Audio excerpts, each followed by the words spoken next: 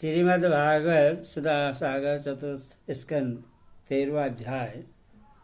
भक्तगणों, आज आपको श्रीमद् भागवत में धुरवंश का वर्णन, राजा अंग का चरित्र की कथा बताऊंगा।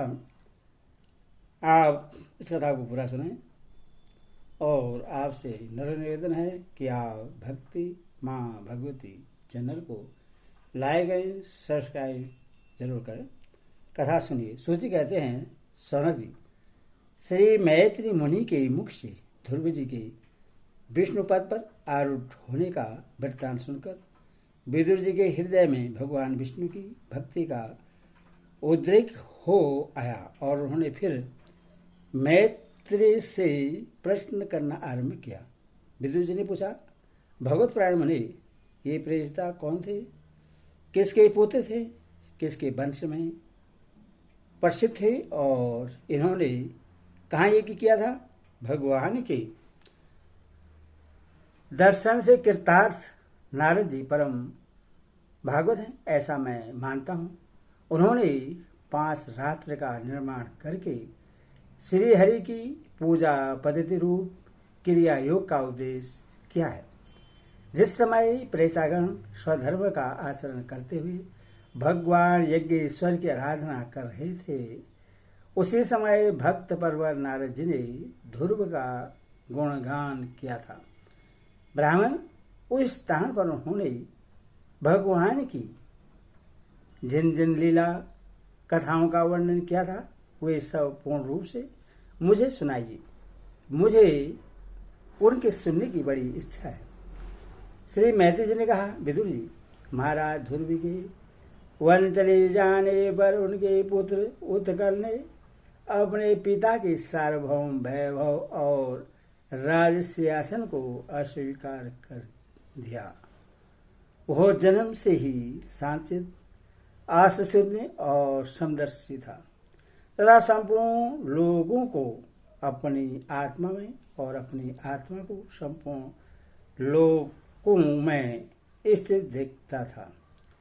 उसके अंतकरण का वासनारूप मल अखंड योगाग्नि से भस्म हो गया था, इसीलिए वह अपनी आत्मा को विशुद्ध बोध रस के साथ अभिन्न आनंदमय और सर्वत्र व्याप्त देखता था। सब प्रकार के भेद से रहित प्रशांत ब्रह्मा को ही वह अपना स्वरूप समझता था तथा अपनी आत्मा से भिन्न कुछ भी नहीं देखता था। वह अज्ञानियों को रास्ते आदि साधन स्थानों में बिना लहबट की आग के समान मूर्ख, अंधा, बहिरा, पागल अथवा गूंगा सा प्रतीत होता था। वास्तव में ऐसा था नहीं। इसीलिए कुल के बड़े बुढ़े तथा मंत्रियों ने उससे मूर्ख और पागल समझकर उसके छोटे भाई भर्मीपुत्र वत्सर को राजा बनाया। वत्सर की प्रेयसी भार्या सौवीर्थी के गर्भ से पुष्पाण, त्रिगम केतु, ईश, ऊर्ज, वसु और जय नाम के 6 पुत्र हुए। पुष्पाण की प्रभा और दोषा नाम की 2 स्त्रियां थीं। उनमें से प्रभा के प्रातः, मध्य, दिन और सायं ये 3 पुत्र हुए। दोषा के परदोष, निषिद्ध और व्योष्टक ये 3 पुत्र हुए। व्योष्टक ने अपनी भार्या पुष्करिणी से सर्वतेजा नाम का पुत्र उत्पन्न किया। उसकी पत्नी आहुति से चसु नामक पुत्र हुआ। चासुस मनवंतर में वही मुनि हुआ। 400 मुनि की स्त्री नड़वला से पुरु, कुत्स, तीर्थ, ध्रुवन, सत्यवान, ऋतुवर्त, अग्निष्टोम, अतिरात्र, प्रधुमन, शिवी और उल्मुख ये 12 सत्वगुणी बालक उत्पन्न हुए। इनमें उल मुलक ने अपनी पत्नी पुष्करिणी से अंग, सुमना, ख्याति, कीर्तु, अंगिरा और गई, ये 6 उत्तम पुत्र उत्पन्न किए। अंग की पत्नी सुनीता ने कुरुकर्मावयन को जन्म दिया, जिसकी दुष्टता से उद्युक्त होकर राशि अंग नगर छोड़कर चले गए थे। प्यारे विदुर जी, मुनियों के वाक्य वज्र के समान अमोघ होते हैं। उन्होंने कुपित होकर वेन को सांप दिया, और जब वो मर गया तब कोई राजा न रहने के कारण लोक में लुटेरों के द्वारा प्रजा को बहुत कष्ट होने लगा। यह देखकर उन्होंने वेन की दाहिनी भुजा का मंथन किया, जिसे भगवान विष्णु के अंशावतार आदि सम्राट महाराज पृथु प्रकट हुए। विदुर जी ने पूछा, ब्राह्मण, महाराज अंग तो बड़े शील संपन्न, साधु स्वभाव, ब्राह्मण भक्त और महात्मा थे। उनके बेन जैसा दुष्ट पुत्र कैसे हुआ, जिसके कारण दुखी होकर उन्हें नगर छोड़ना पड़ा? राजदंडधारी वेन का भी ऐसा क्या अपराध था जो धर्मज्ञ मुनीश्वरों ने उसके प्रति सांप रूप ब्रह्मादंड का प्रयोग किया? प्रजा का कर्तव्य है कि वह प्रजापालक राजा से कोई पाप बन जाए तो भी उसका तिरस्कार न करे, क्योंकि वह अपने प्रभाव से 8 लोकपालों के तेज को धारण करता है। ब्राह्मण, आप भूत भविष्य की बातें जानने वालों में सर्वश्रेष्ठ हैं, इसीलिए आप मुझे सुनीता के पुत्र वेन की सब करतूतें समझाइए। मैं आपका श्रद्धालु भक्त हूँ। श्री मैत्री जी कहते हैं, विदुर जी, एक बार राशि अंग ने अश्वमेध महायज्ञ का अनुष्ठान किया। उसमें वेदवादी ब्राह्मणों के आवाहन करने पर भी देवता लोग अपना भाग लेने नहीं आए। तब ऋतु वजु ने विस्मित होकर यजमान अंग से कहा, राजन, हम आहुतियों के रूप में आपका जो घृत आदि पदार्थ हवन कर रहे हैं, उससे देवता लोग स्वीकार नहीं करते। हम जानते हैं आपकी होम सामग्री दुष्ट नहीं है, आपने उससे बड़ी श्रद्धा से जुटाया है तथा वेद मंत्र भी किसी प्रकार बलहीन नहीं है, क्योंकि उनका प्रयोग करने वाले ऋतु वज्रगण याजकोचित सभी नियमों का पूर्णतः पालन करते हैं।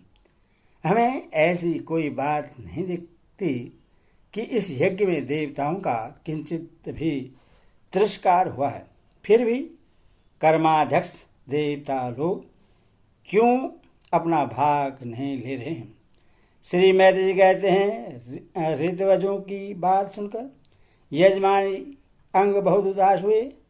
तब उन्होंने याजकों की अनुमति से मौन तोड़कर सदस्यों से पूछा, सदस्यों, देवता लोग आह्वान करने पर भी यज्ञ में नहीं आ रहे हैं और न सोमपात्र ही ग्रहण करते हैं। आप बताइए, मुझे ऐसा क्या अपराध हुआ है? सदस्य ने कहा, राजन, इस जन्म में तो आपसे तनी भी अपराध नहीं हुआ। हाँ, पूर्व जन्म का एक अपराध अवश्य है, जिसके कारण आप ऐसे सर्वगुण संपन्न होने पर भी पुत्रहीन हैं। आपका कल्याण हो, इसीलिए पहले आप सुपुत्र प्राप्त करने का कोई उपाय कीजिए। यदि आप पुत्र की कामना से यज्ञ करेंगे तो भगवान यज्ञेश्वर आपको अवश्य पुत्र प्रदान करेंगे। जब संतान के लिए साक्षात यज्ञ पुरुष श्री हरि का आह्वान किया जाएगा, तब देवता लोग स्वयं ही अपना अपना यज्ञ भाग ग्रहण करेंगे। भक्त जिस जिस वस्तु की इच्छा करता है, श्री हरि उससे वही पदार्थ देते हैं। उनकी जिस प्रकार आराधना की जाती है, उसी प्रकार उपासकों को फल भी मिलता है। इस प्रकार राजा अंग को पुत्र प्राप्ति कराने का निश्चय कर ऋतुजनों ने पशु में यज्ञ रूप से रहने वाले श्री विष्णु भगवान के पूजन के लिए पुरोडाक्ष नामक चेरु संपूर्ण किया। अग्नि में आहुति डालते ही अग्नि कुंड से सोने के हार और शुभ वस्त्रों से विभूषित एक पुरुष प्रकट हुए। वे एक स्वर्ण पात्र में सिद्ध खीर लिए हुए थे। उदारबुद्धि राजा अंग ने याजक की अनुमति से अपनी अंजलि में वह खीर ले ली और उसे स्वयं सूंघकर प्रसन्नतापूर्वक अपनी पत्नी को दे दिया। पुत्रहीना रानी ने वह पुत्र प्रदायनी खीर खाकर अपने पति के सहवास से गर्भधारण किया। उससे यथा समय उसके एक पुत्र हुआ। वह बालक बाल्यावस्था से ही अधर्म के वंश में उत्पन्न हुए अपने नाना मृत्यु का अनुगामी था। सुनीता मृत्यु की ही पुत्री थी, इसीलिए वह भी अधार्मिक ही हुआ। वह दुष्ट बालक धनुष बाण चढ़ाकर वन में जाता और ब्याज के समान बेचारे भोले भाले हिरणों की हत्या करता। उसे देखते ही पूर्ववासी लोग वैन आया कहकर पुकार उठते। वह ऐसा क्रूर और निर्दयी था कि मैदान में खेलते हुए अपनी बराबरी के बालकों को पशुओं की भांति बलात् मार डालता। वैन की ऐसी दुष्ट प्रकृति देखकर महाराज अंग ने उससे तरह उसे सुधारने की चेष्टा की, परंतु उससे सुमार्ग पर लाने में समर्थ न हुए। इससे उन्हें बड़ा ही दुख हुआ। वे मन ही मन कहने लगे, जिन गृहस्थों के पुत्र नहीं हैं उन्होंने अवश्य ही पूर्व जन्म में श्री हरि की आराधना की होगी। इसी से उन्हें कुपुत्र की करतूतों से होने वाले ऐसा क्लेश नहीं सहने पड़ते, जिसकी करनी से माता पिता का सारा सुयश मिट्टी में मिल जाए, उन्हें अधर्म का भागी होना पड़े, सबसे विरोध हो जाए, कभी न छूटने वाली चिंता मोल लेनी पड़े और घर भी दुखदायी हो जाए। ऐसी नाम मात्र की संतान के लिए कौन समझदार पुरुष लल जाएगा। वह तो आत्मा के लिए एक प्रकार का मोहमय बंधन ही है। मैं तो सपूत की अपेक्षा कुपूत को ही अच्छा समझता हूँ, क्योंकि सपूत को छोड़ने में बड़ा क्लेश होता है। कुपूत घर को नरक बना देता है, इसीलिए उसे सहज ही छुटकारा हो जाता है। इस प्रकार सोचते सोचते महाराज अंग को रात में नींद नहीं आई। उनका चित्त गृहस्थी से विरक्त हो गया। वह आधी रात के समय बिछौने से उठे। उस समय वैन की माता नींद में विशुद्ध पड़ी थी। राजा ने सबका मोह छोड़ दिया और उसी समय किसी को भी मालूम न हो इस प्रकार चुपचाप उस समय ऐश्वर्य से भरे राजमहल से निकलकर वन को चल दिए। महाराज विरक्त होकर घर से निकल गए हैं, यह जानकर सभी प्रजाजन, पुरोहित, मंत्री और सुहृदयगण आदि अत्यंत शोकाकुल होकर पृथ्वी पर उनकी खोज करने लगे। ठीक वैसे जैसे योग का यथार्थ रहस्य न जानने वाले पुरुष अपने हृदय में छिपे हुए भगवान को बाहर खोजते हैं। जब उन्हें अपने स्वामी का कहीं पता नहीं लगा, तब वे निराश होकर नगर में लौट आए और वहाँ जो मुनिजन एकत्र हुए थे उन्हें यथावत प्रणाम करके उन्होंने आंखों में आंसू भरकर महाराज के न मिलने का वृत्तांत सुनाया। हरि ओम।